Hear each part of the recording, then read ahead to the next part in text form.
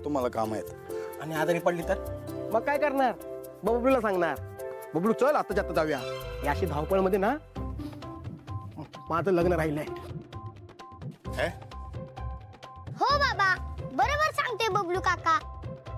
हो ना, आणि तू मला सोडून कसं काय जाऊ शकतोस? आणि तुम्ही तिकडे जाऊन तरी काय करणार असतात? काय करणार म्हणजे कामं असतात मला, केसेस पेंडिंग आहेत. आला मोठा वकील केस सोडवणार. नाही तर काय, उद्या सुट्टी आहे आणि एक पण केस नाहीये आपल्याकडे. हा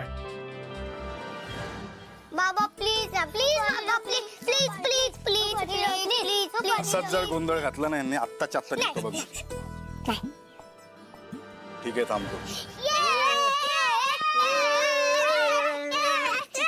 ये तू इकडे ये.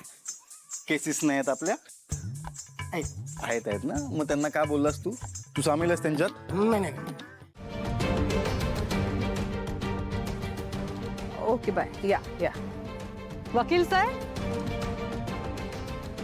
अरे नमस्कार तिलोत्तमा मॅडम. नमस्कार. काय इथे कसे काय तुम्ही? नाही म्हणजे तुमचं काम कोर्ट कचेरी किंवा ऑफिसमध्ये असतं, इथे घरी कसे? ते राजकुमार सरांनी मला जरा बोलवलं होतं. अच्छा, काय काम होतं त्यांचं?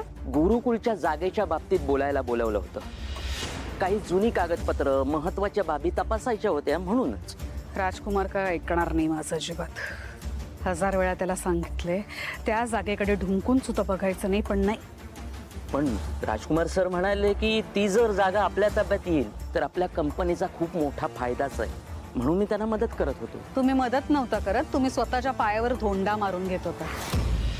यापुढे जर का असं मला कळलं की तुम्ही या संदर्भात राजकुमारला मदत करताय किंवा कुठलीही कायदेशीर कागदपत्र त्याला दाखवताय, त्याला देताय, तर मी तुम्हाला कंपनीतून काढून टाकेन.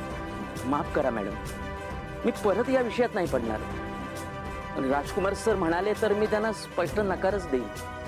थँक्यू. येतो.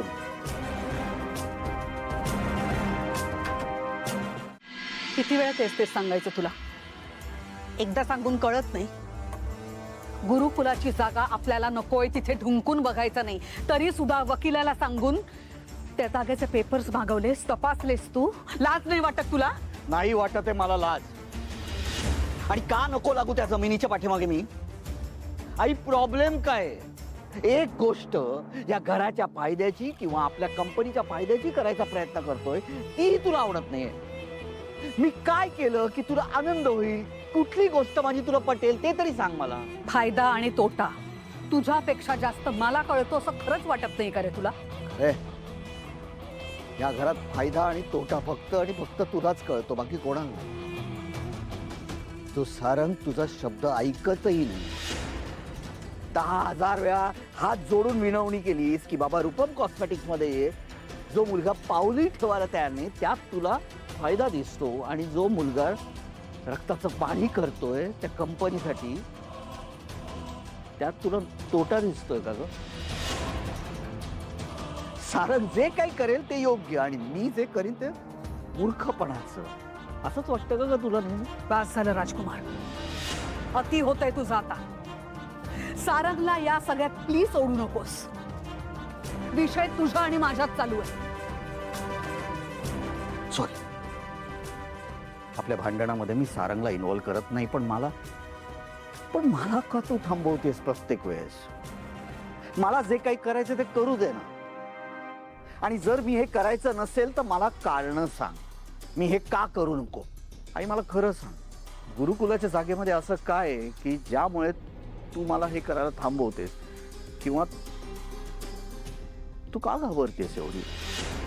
मी तुला बजावून सांगितलंय, गुरुकुलाच्या जागेकडे ढुंकून बघायचं नाही म्हणजे नाही. आणि तरी सुद्धा तुला जर का माझं ऐकायचं नसेल तर कंपनीच्या कारभारातून मी तुला बेदखल करेन.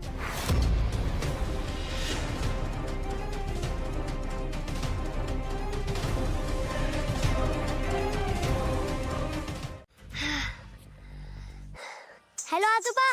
काय रे वांग्या, छान निसर्गाच्या सानिध्यात गेलास तर घरच्या म्हाताऱ्या आजोबाला विसरलास की रे? अहो तसं काही नसतो आजोबा, तुम्हाला विसरून कसं चालेल म्हणतो मी.